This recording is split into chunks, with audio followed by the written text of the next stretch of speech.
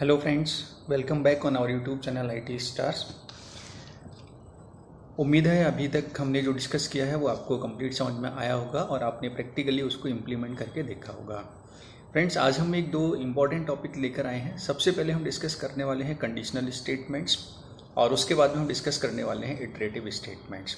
Conditional statements में हम सीखेंगे कि पाइथन प्रोग्रामिंग में किस तरीके से हम अलग अलग तरह की कंडीशंस अप्लाई कर सकते हैं, और इटरेटिव स्टेटमेंट्स में हम सीखेंगे कि किसी भी स्टेटमेंट को किस तरीके से हम रिपीट कर सकते हैं। जो रिपीटेटिव स्टेटमेंट्स होते हैं उनको इटरेटिव स्टेटमेंट्स बोला जाता है और इसी को लूपिंग बोला जाता है। तो आज हम सीखने वाले हैं कि हम लूपिंग किस तरीके से इंप्लीमेंट करते हैं और पाइथन में कितने तरह के लूप होते हैं जिनको हम यूज़ कर सकते हैं। ठीक है, तो मेरा सजेशन है कि आप इस वीडियो को आखिरी तक देखें।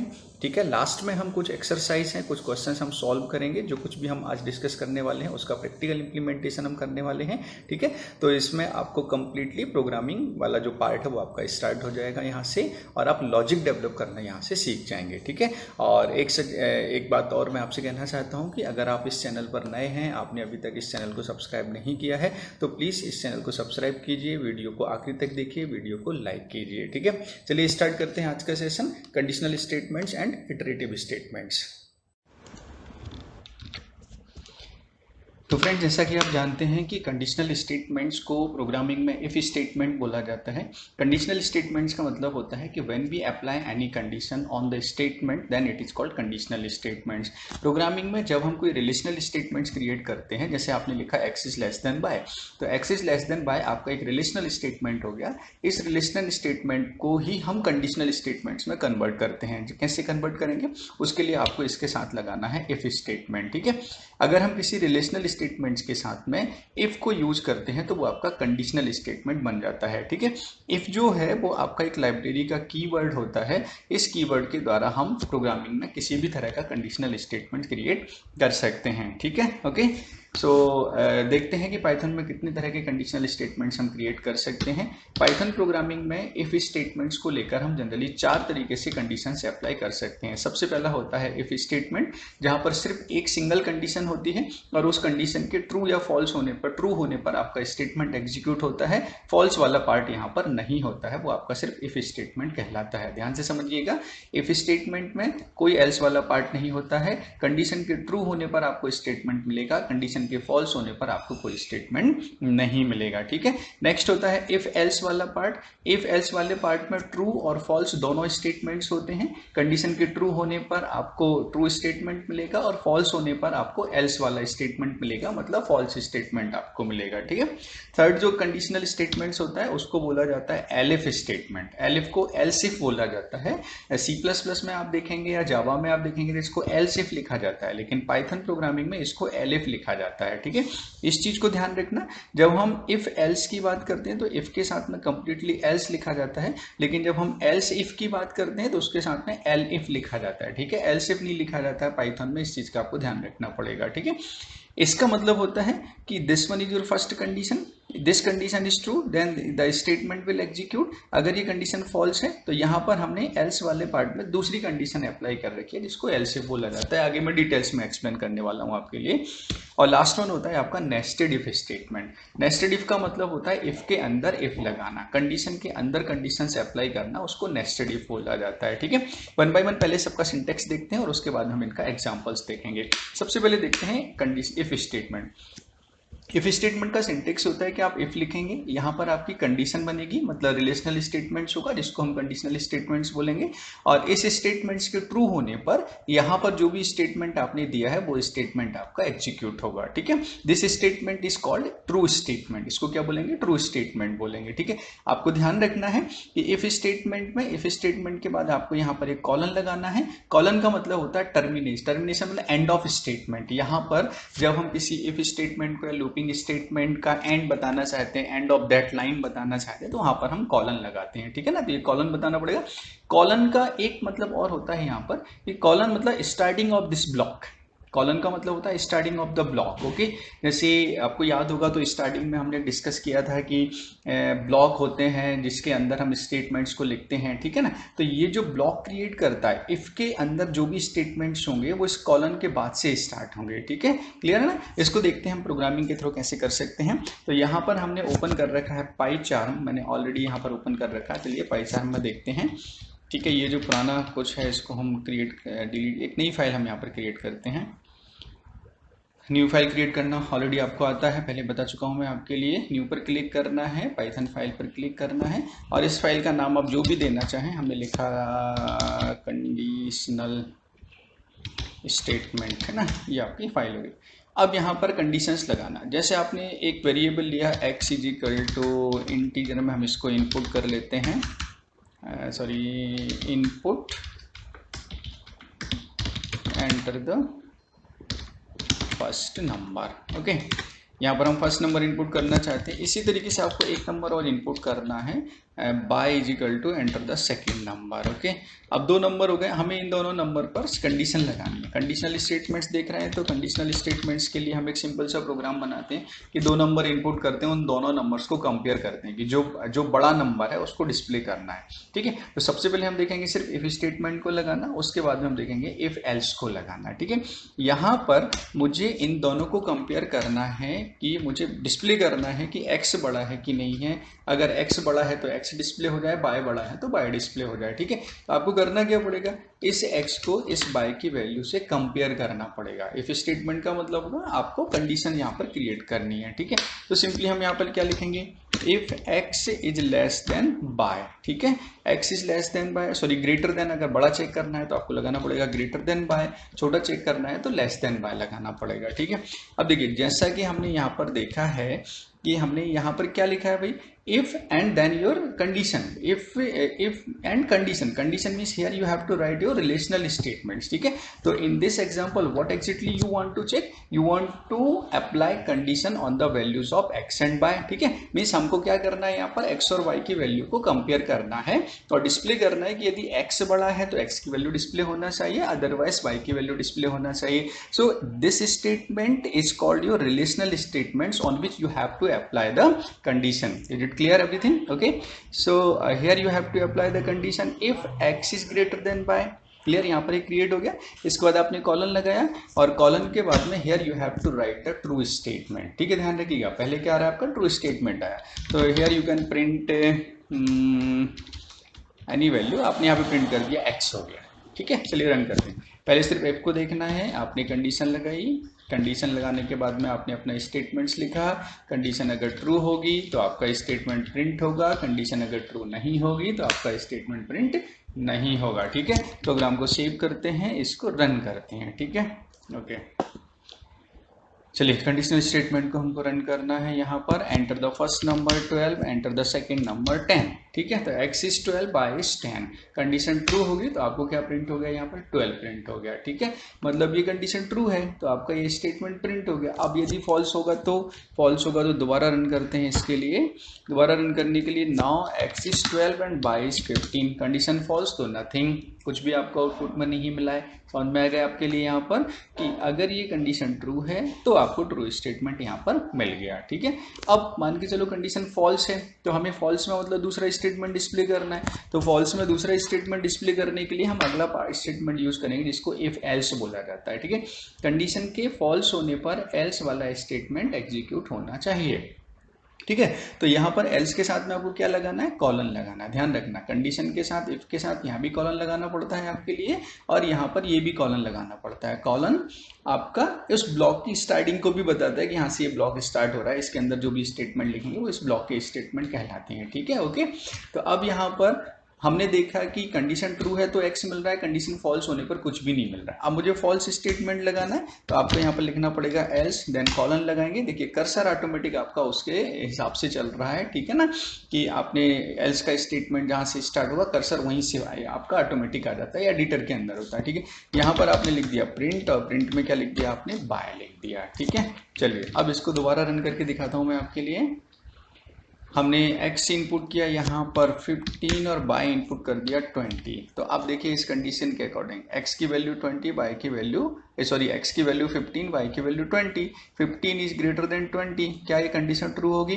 नहीं होगी। जब कंडीशन ट्रू नहीं होगी तो ये वाला स्टेटमेंट एग्जीक्यूट नहीं होगा, तो वो कहाँ जाएगा? एल्स वाले पार्ट में जाएगा, और एल्स वाले पार्ट में आपने जो भी स्टेटमेंट लिखा है वो स्टेटमेंट आपका यहाँ पर एग्जीक्यूट हो जाएगा। ठीक है, चलिए इस प्रोग्राम को रन करते हैं। कितना आ गया आपके लिए? 20 आ गया। उम्मीद है आपको यहाँ पर समझ में आया होगा कि इफ कैसे लगाते हैं और इफ के साथ में एल्स को कैसे यूज करते हैं। बहुत आसान है। ठीक है, अगला जो होता है आपका, जिसको हम बोलते हैं यहाँ पर एल्सिफ स्टेटमेंट। ठीक है, एल्सिफ स्टेटमेंट में क्या होता है कि एल्स वाले जो पार्ट होता है उस पर भी कंडीशन अप्लाई करना, उसको एल्सिफ बोला जाता है। देखो ये आपकी पहली कंडीशन हो गई, सिर्फ इफ के साथ में कंडीशन नंबर 1 लगाई, कंडीशन नंबर 1 और ये आपका स्टेटमेंट नंबर 1 हो गया है। ये कंडीशन ट्रू होती तो ये वाला स्टेटमेंट आपका एग्जीक्यूट होगा।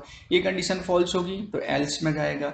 एल्स में भी आपने दूसरी कंडीशन लगा रखी है, अगर ये वाली कंडीशन ट्रू होगी तो ये वाला स्टेटमेंट एग्जीक्यूट होगा। ठीक है, इस तरीके से हम नंबर ऑफ कंडीशंस अप्लाई कर सकते हैं। जो भी हमारा लॉजिक है उस लॉजिक के हिसाब से हम कंडीशंस को कम या ज़्यादा कर सकते हैं, और लास्ट में एल्स वाले पार्ट को भी यूज कर सकते हैं। ठीक है, देखिए मैं आपको बताता हूँ। यहाँ पर आपने यहाँ पे कंडीशन लगा दी एल if y is greater than x, समझना इस चीज के लिए। ठीक है, first condition x is greater than y, second condition y is greater than x. यदि एक्स बाय से बड़ा है तो एक्स को प्रिंट करेगा, यदि बाय एक्स से बड़ा है तो आपको बाय को प्रिंट करेगा। ठीक है, और इसके साथ ये भी हो सकता है दोनों ही एक दूसरे से बड़े ना हो, दोनों इक्वल हो, तो हम यहाँ पर क्या लगा सकते हैं? सिंपली एल्स लगा सकते हैं। जो मैं आपको वहां बता रहा था कि कितनी भी कंडीशन हम लगा सकते हैं और लास्ट में हम एल्स वाला पार्ट भी यूज कर सकते हैं। जरूरी नहीं होता है, ये आपके लॉजिक पर डिपेंड करता है, आपकी कंडीशन पर डिपेंड करता है किस तरह की कंडीशन आपको लगाना है। ठीक है, तो यहाँ पर हमने किसको प्रिंट कर दिया? एक्स को भी प्रिंट कर दिया और बाय को भी प्रिंट कर दिया, दोनों को हमने यहाँ पर प्रिंट कर दिया। क्लियर? इसको थोड़ा सा और ठीक कर लेते हैं। आप यहाँ पे लिख सकते हैं एक्स इज इक्वल टू, और ये एक्स हो गया, यहाँ पे सेकंड में आप लिख सकते हैं बाय इज इक्वल टू, और यहाँ पर आपका बाय प्रिंट हो गया। यहाँ पर हम डायरेक्टली क्लियर कर देते हैं x is equal to this one is your x and here you can write y is equal to and this one is your y। ठीक है, ओके। चलिए प्रोग्राम को रन करते हैं। अब क्या आता है, हमने इनपुट किया यहाँ पर x is equal to 12, y is equal to 10, तो आउटपुट में कितना आ गया आपके लिए? 12 मिला। मतलब फर्स्ट वाला स्टेटमेंट ट्रू हो रहा है, तो वो एल्स और एल्सिफ वाले पार्ट में नहीं जा रहा है। ठीक है, इसी तरीके से अगर हम देखते हैं यहाँ पर आपने y को डाला 16, सॉरी x को डाला 16, y को डाला 20, तो ये वाला स्टेटमेंट ट्रू हो रहा है आपका, ये वाला कंडीशन ट्रू हो रहा है, y is greater then x। पहला वाला कंडीशन आपका फॉल्स हो गया तो एल्स में पहुंचा, एल्सिफ में उसने इसको चेक किया, अगर ये वाली कंडीशन ट्रू है तो उसने इसको सही मान लिया, इसको सही मान, अगर ये ट्रू होती है तो इस स्टेटमेंट को डिस्प्ले कर दिया। ठीक है ना। अब एक कंडीशन लेके चलते हैं कि जब दोनों की वैल्यू आपके बराबर होती है, एक मिनट कुछ कर्सर गड़बड़ घूम गया यहाँ पर। Okay, now it's okay. इसको सेव करते हैं, सेव करके इसको रन करते हैं। L if y is greater then x, okay, चलिए ठीक, रन किया हमने। यहाँ पर x को भी 12 डाला, y को भी 12 डाला, तो क्या आया? x is equal to 12, y is equal to 12। मतलब this condition is not true, this condition is also not true, तो कहाँ पर चला गया? वो एल्स वाले पार्ट में जाएगा, और एल्स वाले पार्ट में उसने इस स्टेटमेंट को यहाँ पर एग्जीक्यूट कर दिया। ठीक है, तो उम्मीद है आपको इफ भी समझ में आया होगा, इफ एल्स भी समझ में आया होगा, और उसके साथ में एल्स इफ भी समझ में आ गया होगा। ठीक है, बहुत आसान है, देखते ही आपको समझ में आ रहा है। नेक्स्ट आपका होता है यहाँ पर else if statement. Else if statement को नेस्टेड इफ बोला जाता है। नेस्टेड इफ का मतलब होता है इफ के अंदर इफ कंडीशन लिखना। एक आपने इफ स्टेटमेंट लिखा और उस इफ स्टेटमेंट के अंदर आपने एक और इफ स्टेटमेंट ऐड कर दिया, उसको नेस्टेड इफ बोला जाता है। ठीक है, जैसे आपका ये फर्स्ट इफ लिखा, ये आपकी पहली कंडीशन, इसके अंदर ही हमने एक और इफ लगा दिया और इसमें आपने दूसरी कंडीशन लिख दी और ये स्टेटमेंट लिख दिया। ठीक है, तो ये पहला वाला जो इफ स्टेटमेंट है इसको आउटर स्टेटमेंट बोला जाता है, आउटर कंडीशन बोला जाता है। इसके अंदर आपने जो कंडीशन अप्लाई की हुई है उसको इनर स्टेटमेंट मतलब इनर कंडीशन बोला जाता है। ठीक है, तो नेस्टेड इफ में होता है क्या कि जो आउटर कंडीशन होती है सबसे पहले सिस्टम उसको चेक करता है, अगर ये आउटर कंडीशन सही होगी तो फिर वो इसके अंदर जाएगा। ठीक है ना। देखो ये इनर वाले स्टेटमेंट को कब चेक करेगा? जब आउटर वाली कंडीशन ट्रू होगी। अगर आउटर वाली कंडीशन फॉल्स है तो वो इनर वाले स्टेटमेंट को चेक ही नहीं करेगा, चाहे वो ट्रू हो या फॉल्स हो। ठीक है, तो यहाँ पर पहुंचे हम, आउटर को चेक किया, आउटर ट्रू है तो इनर को चेक करेगा, अगर इनर ट्रू होगा तो इसके अंदर के स्टेटमेंट को एग्जीक्यूट करेगा, अगर इनर ट्रू नहीं होगा तो इसके अंदर के स्टेटमेंट को चेक नहीं करेगा। क्लियर? देखिए इसको प्रोग्रामिंग में इंप्लीमेंट करके देखिए। हम यहाँ पर एक छोटा सा प्रोग्राम बनाते हैं, जैसे कि हमने बोला कि भाई एक इनपुट और लेते हैं, आपने लिया z is equal to, z को भी इनपुट कर लेते हैं, 3 नंबर लेते हैं, 3 नंबर्स में से सबसे बड़ा नंबर डिस्प्ले करते हैं, फिर सेकंड नंबर डिस्प्ले करते हैं, थर्ड नंबर डिस्प्ले करते हैं, मतलब first greatest number, second greatest number, third greatest number को हम डिस्प्ले करते हैं। ठीक है, तो ये आपका थर्ड आपने यहाँ पर इनपुट कर लिया, ये आपने यहाँ पर फर्स्ट को इनपुट कर लिया। ठीक है, फर्स्ट सेकंड थर्ड नंबर आपने इनपुट किया। अब मैं डिस्प्ले करता हूँ, चाहता हूँ कि अगर x सबसे बड़ा है तो x प्रिंट होना चाहिए, उसके बाद में y और z की पोजीशन भी डिस्प्ले होना चाहिए कि y किस पोजीशन पर है, z किस पोजीशन पर है। ठीक है, तो मतलब सबसे बड़ा नंबर डिस्प्ले करना है। मान के चलो कि x सबसे बड़ा नंबर आपको मिल गया, तो बचे कौन से नंबर आपके, y और z बचे। तो आपको किसको चेक करना है, y और z को चेक करना है। अब x यदि सबसे बड़ा है तो y सेकंड पोजीशन पर होगा, तो जेड कहाँ होगा, थर्ड पोजीशन पर होगा। ठीक है, या फिर जेड सेकंड पोजीशन पर होगा और बाय थर्ड पोजीशन पर होगा। तो इस चीज को आपको चेक करना है। इसको चेक करने के लिए हमें नेस्टेड इफ लगाना पड़ेगा। ठीक है, रिलेशनल कंडीशनल में आपको यहाँ पर लॉजिकल ऑपरेटर को भी यूज करना है। ठीक है, x is greater than bye and x is greater than z। x सबसे बड़ा कब होगा, यहाँ पर ये आपका लॉजिकल ऑपरेटर हमने डिस्कस किया, तब आपको बताया था कि यहाँ पर हमने 2 कंडीशंस अप्लाई की। देखिए 3 वेरिएबल्स हैं, तो 3 वेरिएबल्स में से सबसे बड़ा वेरिएबल आपको फाइंड आउट करना, सबसे बड़ी वैल्यू आपको फाइंड आउट करना है। तो मुझे क्या करना पड़ेगा, x को y से भी कंपेयर करना पड़ेगा और x को z से भी कंपेयर करना पड़ेगा। भाई x सबसे बड़ा है या नहीं है, उस चीज़ का पता करने के लिए हमें x को बाकी के सारे नंबर से, बाकी के सारे वेरिएबल से कंपेयर करना पड़ेगा। तो हमने x को सबसे पहले किससे कंपेयर किया, y से। यदि x y से बड़ा है, एंड ऑपरेटर पहले डिस्कस कर चुके हैं हम, ठीक है ना, और x z से बड़ा है, मतलब x y से भी बड़ा है और x z से भी बड़ा है, तो हम क्या बोलेंगे, x सबसे बड़ा है। ठीक है, तो अगर ये दोनों स्टेटमेंट ट्रू होते हैं तो हमने यहाँ पर प्रिंट कर दिया, प्रिंट में कर दिया यहाँ पर x is the greatest number. ठीक है ना, शॉर्ट में लिख दिया मैंने, और यहाँ पर हमने x को प्रिंट कर दिया। क्लियर, आया समझ में नहीं आया। अब मान के चलते हैं इस चीज के 2 पॉसिबिलिटीज होती हैं, तो ट्रू होगा या फॉल्स होगा।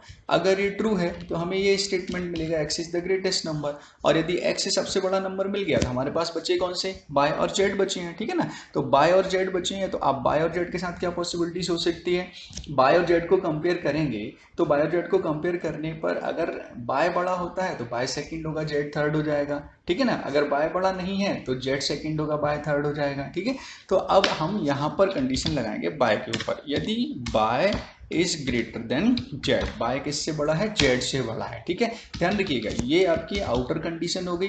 इस कंडीशन के ट्रू होने पर आपको इस कंडीशन को अप्लाई करना है। क्लियर, मतलब y और z को सेकंड या थर्ड आप तभी चेक कर सकते हैं जब हमें श्योर हो जाए कि x सबसे बड़ा है, मतलब ये कंडीशन आपकी ट्रू हो गई। ठीक है, तो ये आपका आउटर हो गया, ये आपका इनर होगा। उम्मीद है आपको समझ में आ रहा होगा यहाँ पर। ठीक है ना, इनर स्टेटमेंट हो गया। ठीक है, तो इनर स्टेटमेंट के अंदर हमने यहाँ पे लिख दिया print y is second number. ठीक है, बाय इज सेकंड नंबर, और यहाँ पर हमने प्रिंट किसको कर दिया, बाय को कर दिया। ठीक है, अगली लाइन में हम प्रिंट कर सकते हैं यहाँ पर print Z is the third number. Print हमने यहाँ पर कर दिया जेड इज थर्ड नंबर, और यहाँ पर हमने किसको प्रिंट कर दिया, जेड को प्रिंट कर दिया। आ रहा है, में आपके लिए नहीं आ रहा। ठीक है, इसी के हिसाब से अगर ये कंडीशन फॉल्स होती है, बाय जेड से बड़ा नहीं है, तो हमें इसका एल्स वाला पार्ट लगाना पड़ेगा, और इस एल्स वाले पार्ट में सिंपली हम यहाँ से प्रिंट कर सकते हैं। मैं इन स्टेटमेंट को कॉपी कर लेता हूँ, और यहाँ पर आप इसको प्रिंट करेंगे कि भाई अगर बाय बड़ा नहीं है तो जेड बड़ा होगा, तो अगर जेड बड़ा होता है तो जेड आपका सेकेंड नंबर बन जाएगा और बाय आपका थर्ड नंबर बन जाएगा। आ रहा है समझ में आपके लिए, ठीक है ना। तो हमने यहाँ पर बाय को लिखा और ये आपने बाय को यहाँ पर कैलकुलेट कर दिया। क्लियर, उम्मीद है आपको समझ में आया होगा। यहाँ पर ये इनर स्टेटमेंट्स हो गए। अब ये कंडीशन ट्रू होगी तो ये वाला स्टेटमेंट मिलेगा, और उसके साथ ही हम बाय और जेड को कंपेयर करेंगे, मतलब एक्स सबसे बड़ा हमको यहाँ पर मिल जाएगा, बाय अगर जेड से बड़ा होगा तो बाय सेकंड जेड थर्ड मिल जाएगा, अगर बाय बड़ा नहीं होगा तो जेड सेकंड और बाय थर्ड मिल जाएगा। क्लियर, आया समझ में नहीं आया। इसी तरीके से हम यहाँ पर एक और एलिफ वाला पार्ट लगा सकते हैं कि हो सकता है एक्स सबसे बड़ा नहीं है। अगर एक्स सबसे बड़ा नहीं है तो हम किसको पॉसिबिलिटीज लेके चलेंगे, बाय की पॉसिबिलिटीज लेके चलेंगे। ठीक है, आप एक प्रोग्रामर है, आपको प्रोग्रामर बनना है, तो आपको प्रोग्रामर के पॉइंट ऑफ व्यू से सोचना पड़ेगा। ये कंडीशन अप्लाई की, इस कंडीशन के ट्रू होने पर ये पॉसिबिलिटीज है, इस कंडीशन के फॉल्स होने पर ये वाली पॉसिबिलिटीज है। आ रहा है समझ में आपके लिए नहीं आ रहा, ठीक है ना। तो यहाँ पर हमने चेक किया, यदि बाय बड़ा है एक्स से एंड बाय बड़ा है जेड से, ठीक है, दोनों कंडीशंस लगा दी। जो आपने एक्स के साथ कंडीशन अप्लाई की थी एज इट इज आपने किसके साथ लगा दी, बाय के साथ लगा दी, ठीक है। अगर बाय बड़ा है एक्स से एंड बाय बड़ा है जेड से, तो यहाँ पर किसको प्रिंट करेंगे हम, प्रिंट इसको करेंगे कि भाई आपका जो बाय है वो सबसे बड़ा नंबर है आपका, ठीक है।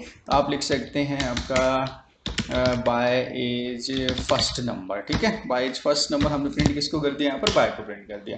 अगर बाय सबसे बड़ा नंबर मिल गया, बाय फर्स्ट पोजीशन पर मिल गया, तो हमारे पास बचे कौन कौन से, एक्स और जेड बचे। तो अब आपको सेकंड और थर्ड जो निकालना है वो एक्स और जेड को कंपेयर करके निकालना है, ठीक है। तो इस आउटर वाली कंडीशन के अंदर हमको इनर वाली कंडीशन लगाना है जिसमें चेक करना है एक्स को और जेड को।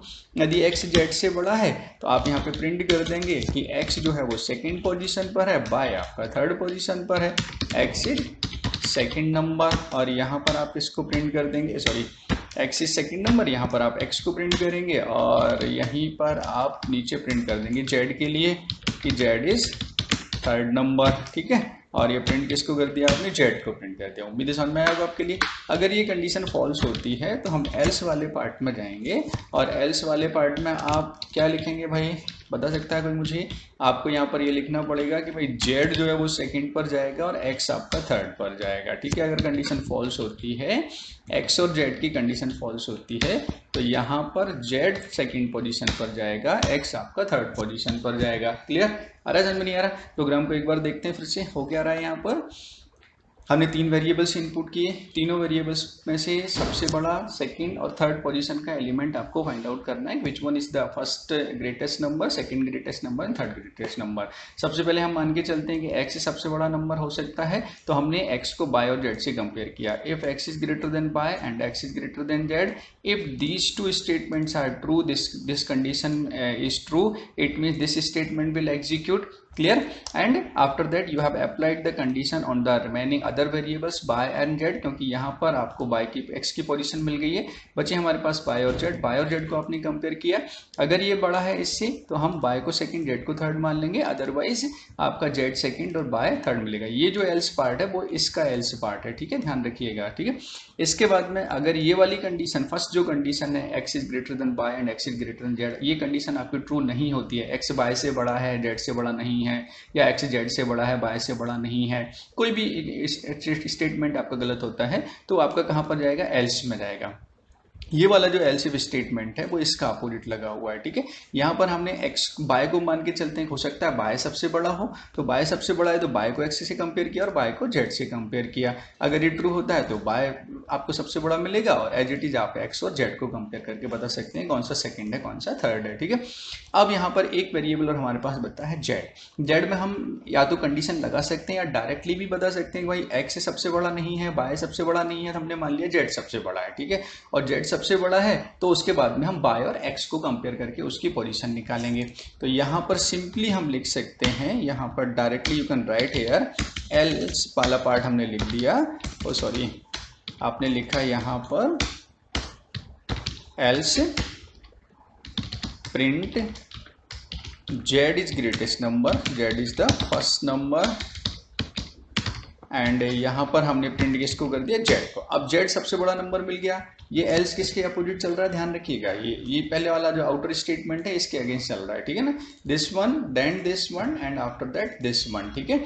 Okay, here you have to apply the condition for z, you can apply that और directly you can write z is the first number, okay, depends on you, ठीक है। ओके, इसके बाद में हम किसको कंपेयर करेंगे, बाय और एक्स को कंपेयर करेंगे।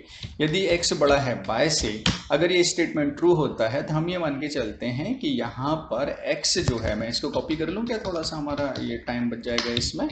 इस स्टेटमेंट को कॉपी करके आपने यहाँ पर डाल दिया।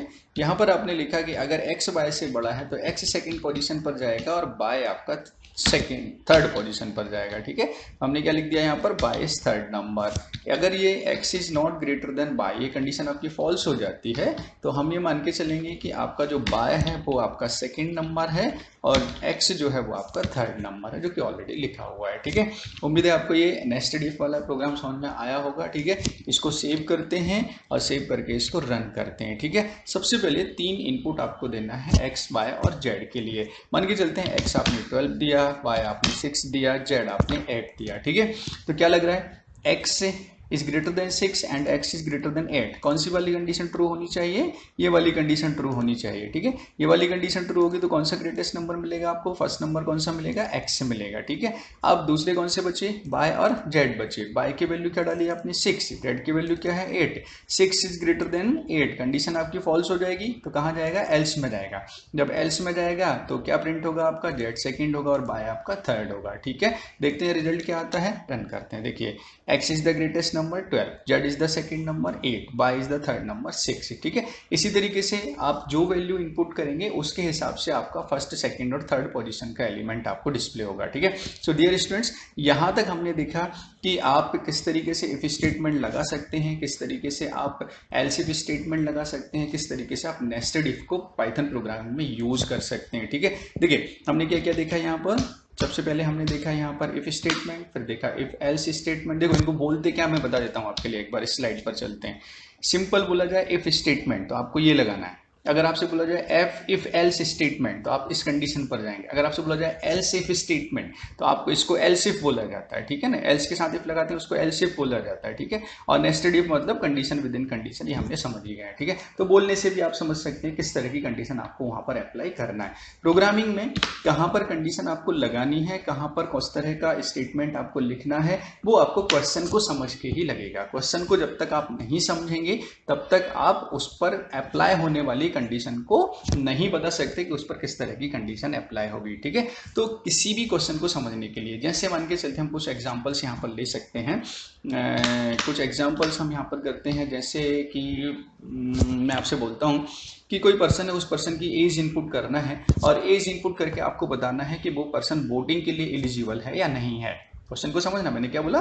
Input the age of any person and display that person is eligible for voting or not, okay. उसको वोटिंग के लिए अलाउ किया जाएगा या नहीं किया जाएगा। तो इंडिया में क्या होता है, अगर किसी पर्सन की age greater or equal to 18 है, अगर वो 18 साल से ऊपर है, 18 साल के भी उसके कंप्लीट हो जाते हैं तो वो वोटिंग कर सकता है। तो आपको क्या करना पड़ेगा? एज को कंपेयर करना पड़ेगा, ठीक है ना। If age is greater or equal to 18, ठीक है, तो हम क्या बोलेंगे? he can vote, clear, he is eligible for voting, otherwise not eligible for voting। तो ये एक एग्जांपल था, इस एग्जांपल से हमने देखा कि कंडीशन किस तरीके से अप्लाई कर सकते हैं, ठीक है। अभी हम कुछ और डिस्कस करेंगे कंडीशंस को लगाना। आप बने रहिए, हमारे वीडियो को रेगुलर देखते रहिए। मैं आपको कुछ और प्रोग्राम्स देने वाला हूं और उन पर हम अलग अलग कंडीशंस अप्लाई करना सीखने वाले हैं, ठीक है। और उसके बाद में हम डिस्कस करने वाले हैं iterative statements, looping statement. Dear students, ये जो वीडियोस हैं, ये वीडियोस आपके कुछ लंबे हो रहे हैं, हो सकता है कि लगभग 30 मिनट्स 40 मिनट्स के वीडियो बन रहे हैं, लेकिन इसके बाद ही मैं आपसे बोलूँगा कि आप वीडियो को कंप्लीट देखिएगा, क्योंकि मैं हर वीडियो में एक टॉपिक को पूरा कंप्लीट करने की कोशिश करता हूं, इसलिए ये वीडियो थोड़े से लंबे हो जाते हैं। अगर आपको शॉर्ट में देखना है, आप इतना लंबा टाइम इस पर नहीं दे सकते हैं, तो इसी चैनल पर मेरे शॉर्ट में वीडियोज़ भी डले हुए हैं, उनकी लिंक भी मैं इन वीडियो के डिस्क्रिप्शन में दूंगा आपके लिए। आप चाहें तो वहाँ पर उन वीडियोज़ को भी देख सकते हैं, जहाँ पर आपको पार्ट्स में पूरे लेक्चर मिल जाएंगे, ठीक है ना। क्लियर? ओके, चलिए बने रहिए। अगला हम डिस्कस करने वाले हैं कुछ कंडीशन से रिलेटेड प्रोग्रामिंग और उसके बाद में इटरेटिव स्टेटमेंट, ओके।